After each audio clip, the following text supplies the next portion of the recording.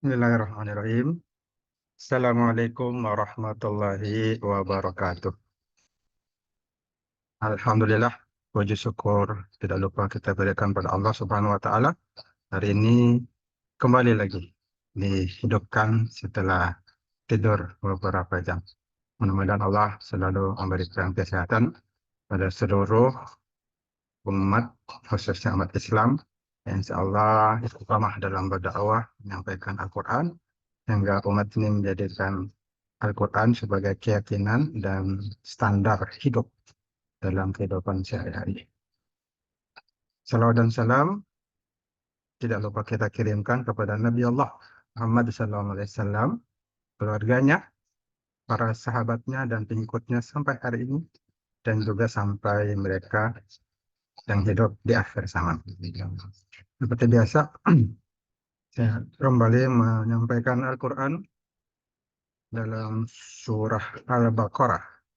Masih dalam surah Al-Baqarah ayat 67. Di mana Allah Ta'ala berfirman, A'udzu billahi minasyaitonir rajim.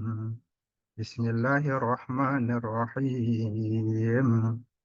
وإذ قال موسى لقومه إن الله يأمركم أن تذبحوا بقرة قالوا أتتخذنا هزوا قال أعوذ بالله أن أكون من الجاهلين. Nah, dalam setiap ayat biasanya ada tajwid yang disebut mat tabi'i. Mat tabi'i ini dibaca dua harokat. Alif didahului fathah cirinya. Qala dua harokat. Waw sukun didahului dhammah. Musa atau ya sukun didahului oleh kasrah. I. Nah, dalam ayat ini ada yang disebut mat jaiz munfasil. Jadi mat tabi'i dua harokat, tetapi setelah bertemu alif, matnya, setelah mat ada alif atau hamzah berubah menjadi 5 atau 6 harokat.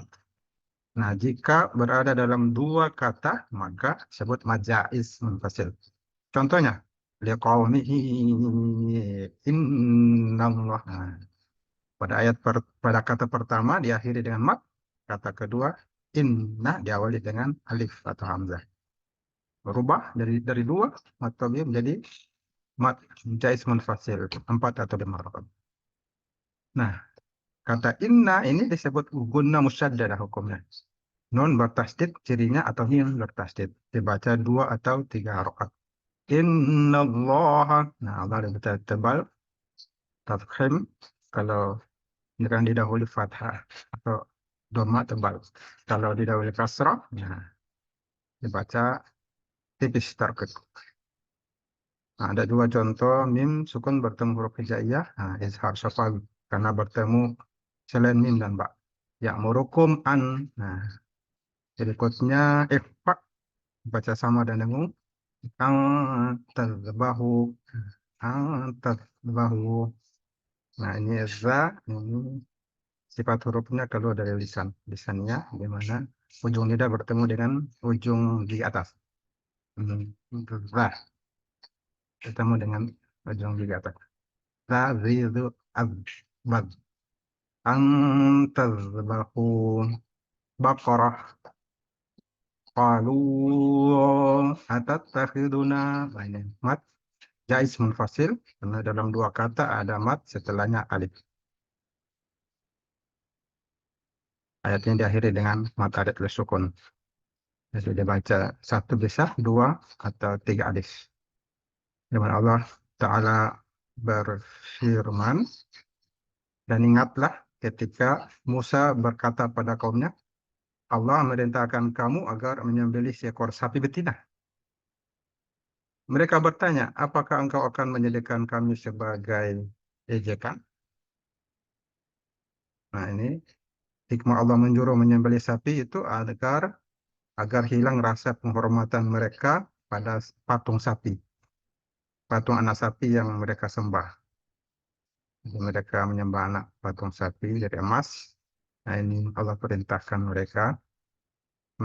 Dan mereka bertanya, apakah engkau akan menjadikan kami sebagai ejekan? Kemudian Nabi Musa, dalam hal ini Nabi Musa menjawab, Aku berlindung kepada Allah agar tidak termasuk orang-orang yang bodoh, yang jahil.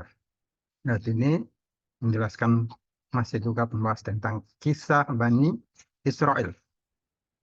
Kisah sapi betina. Nah, ini menggambarkan tabiat Bani Israel. Yang mana mereka secara turun-temurun itu ya hatinya keras. Keras hatinya.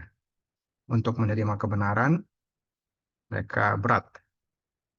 Pembangkangan mereka terhadap risalah yang dibawa oleh para rasul. Mereka suka membangkang, suka mengulur-ngulur waktu dalam menyambut berbagai kewajiban. Mereka mencari-cari alasan, berbagai alasan, macam-macam, dan malah melecehkan Allah Subhanahu wa taala dan para rasulnya. Ketika Nabi Musa alaihissalam menyampaikan perintah Allah Subhanahu wa taala untuk menyembah Al-Baqarah, menyembah sapi betina, menyembelih ya, sapi betina menyembelih, dan mana mereka menyembah patung anak sapi. Nah, ketika Musa menyampaikan perintah Allah Ta'ala ini, mereka malah menuduh Nabi Musa alaihissalam itu mengolok-olok mereka.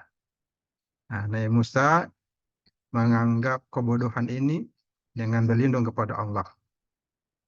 Ditanggapi kebodohan mereka itu dengan berlindung kepada Allah Subhanahu wa taala. A'udzubillahi minasyaitonir rajim.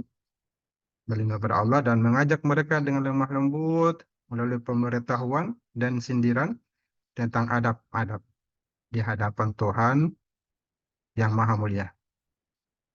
Di samping itu, Nabi Musa alaihissalam menjelaskan bahwa tuduhan mereka terhadapnya itu ya, tidak cocok, tidak pantas untuk dilakukan pada para nabi. Kecuali itu dilakukan oleh orang-orang yang tidak tahu, tidak mengetahui keagungan Allah Subhanahu wa taala dan tidak mengerti adab, tidak mengerti nah, adab-adab tata krama ya. Karakter yang terbaik tentunya harus memiliki tata krama, adab-adab. Nah, pengarahan ini saya rasa sudah cukup bagi mereka untuk menumbuhkan kesadaran. Kembali kepada Tuhan mereka dan melaksanakan perintah Nabi mereka. Namun apa yang terjadi? Ya, tabiat mereka, Bani Israel, mereka malah mengulur-ngulur waktu dan berbelit-belit. Sehingga mereka kembali meminta dan bertanya lagi kepada Nabi Musa agar Tuhannya jelaskan secara rinci ciri-ciri khusus dari sapi betina itu. Sudah diperintah, malah bertanya lagi. Sudah jelas perintahnya sapi betina, ditanya lagi. Ini cara mereka untuk mengulur-ngulur waktu. Nabi Musa SAW ya, menjelaskan bahwa gambaran sapi betina yang dimaksud adalah sapi betina yang tidak tua dan tidak muda. Nah, pertengahan antara itu, tidak tua, tidak muda. Nah, selanjutnya mereka bukannya melaksanakan, kembali lagi bertanya. Ditanya tentang warna sapinya. Sapi betina dimaksud itu, nah, mereka tanyakan, warnanya apa? Nah, kemudian dijawab. Nabi Musa belum menyampaikan kembali seruan firman Allah SWT. Bahwa sapi itu adalah sapi betina yang kuning tua warnanya. Dan yang warnanya kuning tua itu menyenangkan orang-orang yang memandangnya. Nah, ini tertulis juga dalam surah Al-Baqarah ayat 69.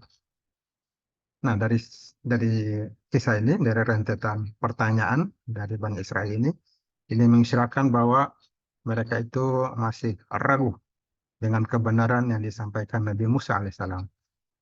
Nah, mereka lah kaum yang memperumit. Masalah diperumit ya masalahnya. Mereka memperumit masalah, malah mempersulit mereka sendiri. Sehingga Allah SWT pun ya, mempersulit mereka. Tentunya dengan ditambahkan ciri-ciri baru dari sapi betina. Nah, padahal sebenarnya mereka itu sangat mudah mendapatkannya. Mereka sendiri, itulah sifat mereka. Mereka sendirilah yang kemudian ya merasa kesulitan dalam mencari sapi betina tersebut. Sadaqallahul azim. Allahumma arhamna bil Qur'an. Semoga kita mendapatkan berkah dan kebaikan, ya, berubah sikap kita menjadi orang yang baik, akhlak yang baik, taat pada perintah Allah dan larangannya, tidak pakai berpikir. Kalau ada perintah, sami'na wa ata'na. Kami mendengar dan kami taat, bukan sami'na wa pikir-pikirna. Semoga kita semua menjadi orang yang taat. Taat pada perintah Allah dengan menjalankannya, taat pada larangannya dengan meninggalkannya. Jadi mari kita taat, dengan berbesar hati mengamalkan perintah Allah SWT dan berbesar hati juga meninggalkan larangannya. Dengan begitu insya Allah hidup di dunia tenang, tentram, dan di akhirat malah lebih tenang lagi dengan masuk ke dalam surganya. Akhir da'wana alhamdulillah rabbil alamin. Subhanakallahumma wa bihamdik asyhadu an la ilaha illa anta astaghfiruka wa atubu ilaik. Allahumma musta'an wa tiqlan fastabiqul khairat. Allahul muwaffiq la tariq. Nun wal Qur'an ma yasturun. Nasrun minallah wa fatun qarib wa bashirul mu'minin. Wabillahi taufiq wal hidayah. Wassalamualaikum warahmatullahi wabarakatuh.